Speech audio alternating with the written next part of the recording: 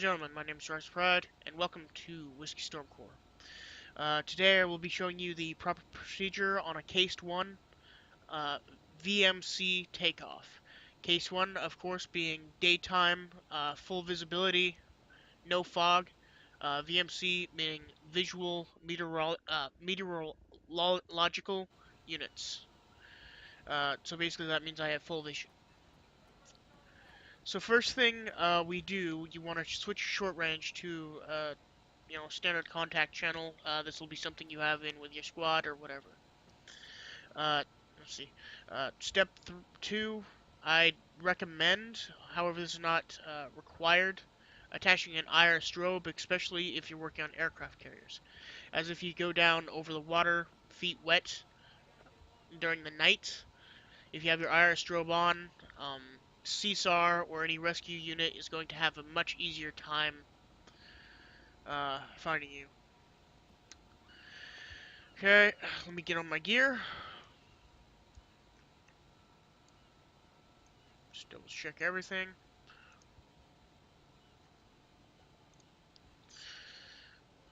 Okay, I also like my earplugs in. Okay. So, of course, choose your jet. I'm looking for, let's see, that's an F-18F. I'm looking for the F-18E single-seater, if there's any here. There's one.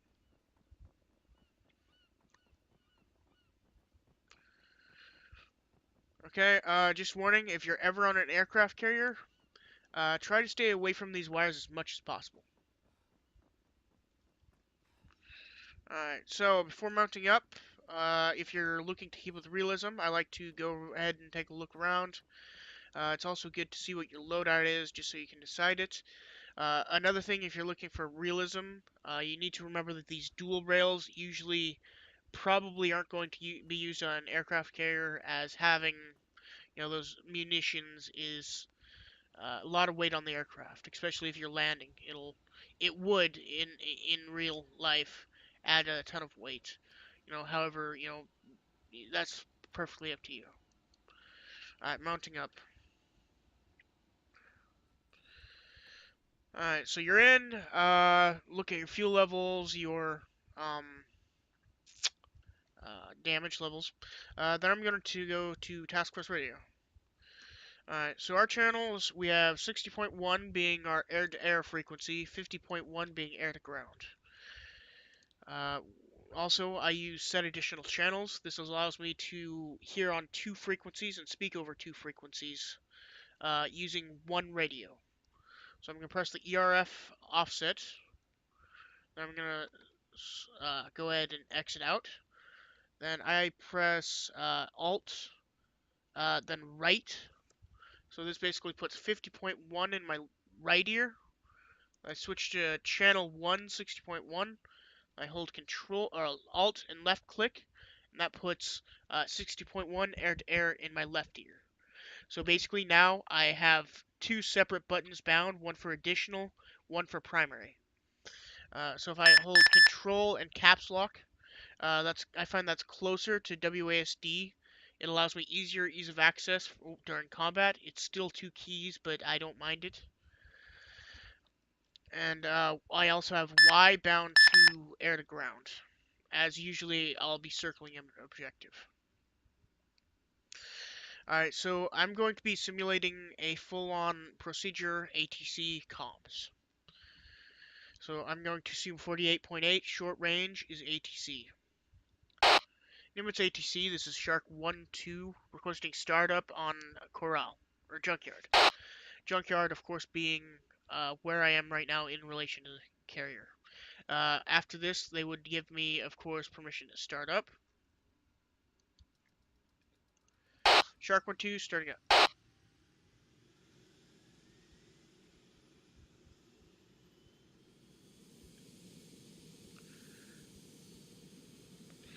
Next I would probably fold my wings if they aren't already, just so I'm free of anything around me. Shark 1-2, Nimitz ATC, spooled up, requesting taxi to Cat 4. What I just did is I told Nimitz ATC that my engine's hot, and I want to taxi to that far cat on the far left. After that, they would of course give me permission, or they might put me on standby. After this request, you might want to wait for a bit, as Nimitz ATC is usually handling a bunch of other things, and they launch in waves. So if there's aircraft coming in, you might be put on standby for a while. Nimitz ATC confirm. Shark 1-2 taxiing to Cat 4 from Junkyard. Of course, I just told them where I'm going, where I am, and where I'm going.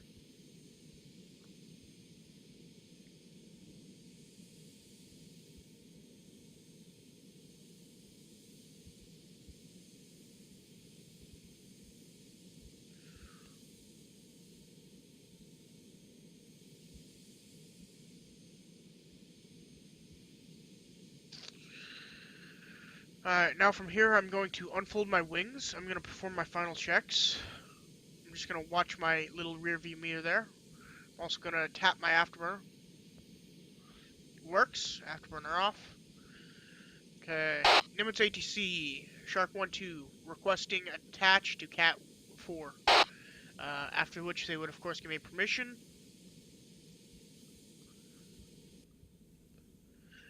Okay, before salute, before I press the launch button, I'm going to lower my flaps to setting 2, low. That puts my flaps at the lowest notch, and I'm going to turn my afterburner off.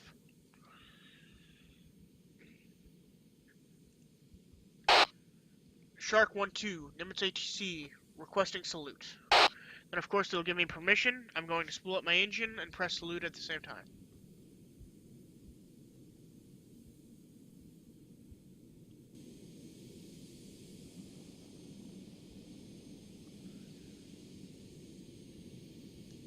Alright, as soon as I'm safely off the deck and above about, let's see, above 100 meters, I'm going to put my gear up and flaps up to notch 1.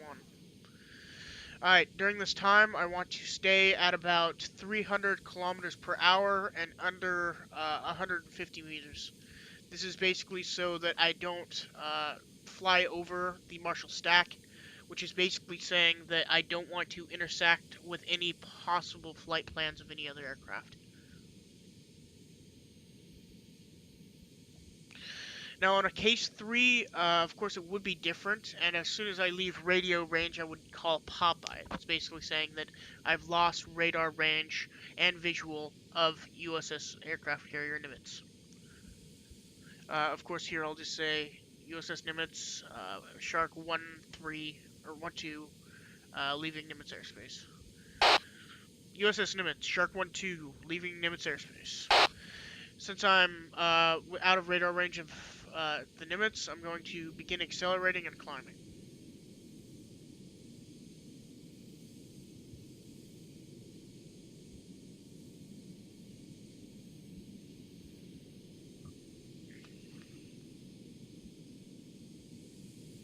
Alright, I'm going to begin a lazy right turn, and that's just to kind of jink myself right of the aircraft carrier, because my plan is to turn around and come back in for you guys. Alright, so I'm going to begin my turn.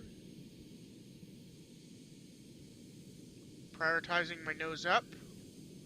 Since I'm over 400 kilometers per hour, I don't need to have my flaps to notch 1. Alright, now as I approach the Nimitz, I'm going to look at my map and see exactly where I am in relation to the Nimitz. I'm about 9.3 kilometers, Angel 1. So I'm going to give in a radio message to them. And I should have already had a long-range channel set to 48.8. However, I'll just use short range for the purposes of this video. USS Nimitz, Shark 1-2, approaching Nimitz airspace, bearings, coming from bearing 000, 500 kmh, Angels 1. Basically there, I'm just saying that I'm coming in from the north. I'll be approaching from 1,000 meters at 500 kilometers per hour. At this point, I'm going to lower my airspeed to 300 kmh.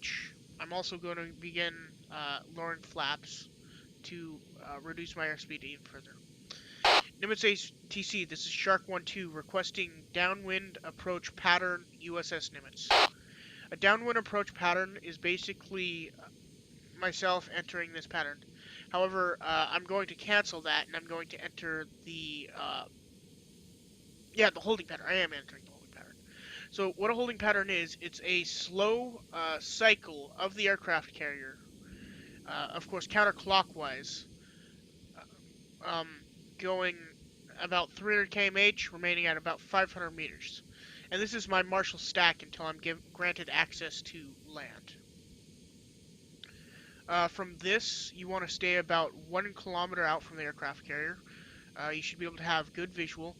At night, of course, collision lights on, and fleet markers. Try to keep your speed to 300 at 500 meters, or Angels 0.5.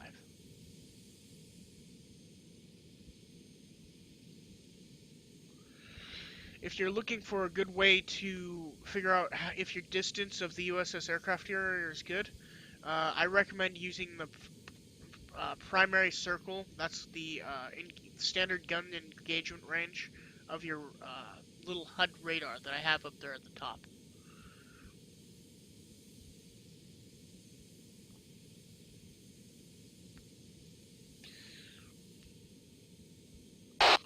USS Nimitz, this is Shark 1-2 requesting downwind approach pattern.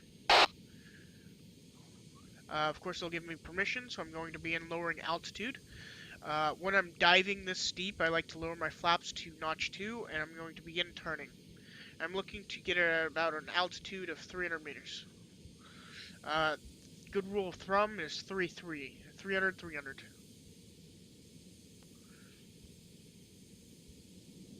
Of course, anywhere under 300 meters a second, you want to have your flaps to notch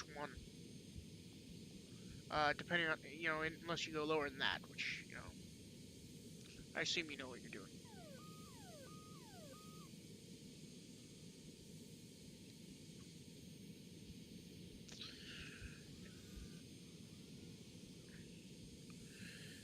USS Nimitz, this is Shark 1-2, turning into final.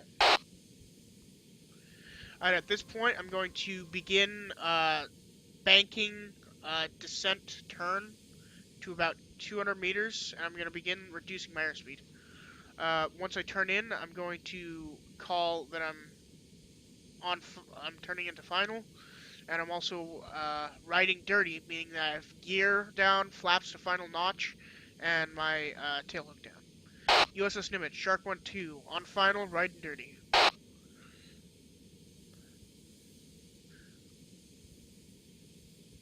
Alright, I'm going to begin turning in. I'm a little bit too far to the left, or to the right, so I'm just going to drop my right wing, so I jink. That's kind of just moving left. I'm on target now. USS Nimitz, Rhino, Shark 1-2, Rhino, ball.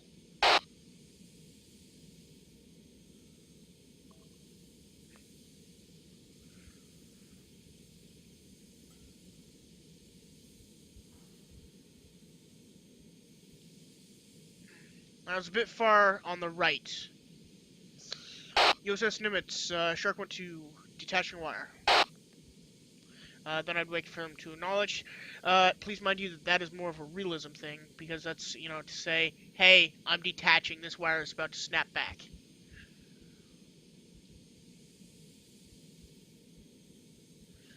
I'm going to fold wings. USS Nimitz, Shark 1-2, requesting taxi. At this point, the deck chief and the air ATC will be communicating, and they will be... Well, actually, in real life, they'd be telling me to follow the deck chief, and he'll show me where to go. But usually, I just communicate directly with the ATC control tower, and he'll tell me where to go.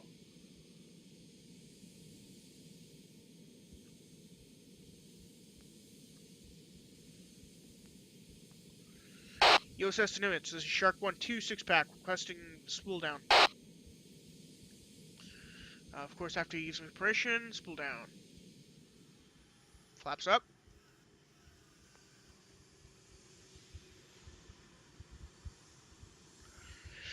Now if you're going for realism, you just wait for the engine to spool all the way down. However, I like to inspect my plane right after landing, just so it's ready to go right off the bat. However, of course, with realism units, you might have a repair crew that goes around and does that, so please be mindful of them. As soon as your aircraft is shut all the way down, dismount. And that is my little tutorial of the aircraft, how you should be flying around with that, and all that. Thanks for watching. This is Drask Pride, signing out.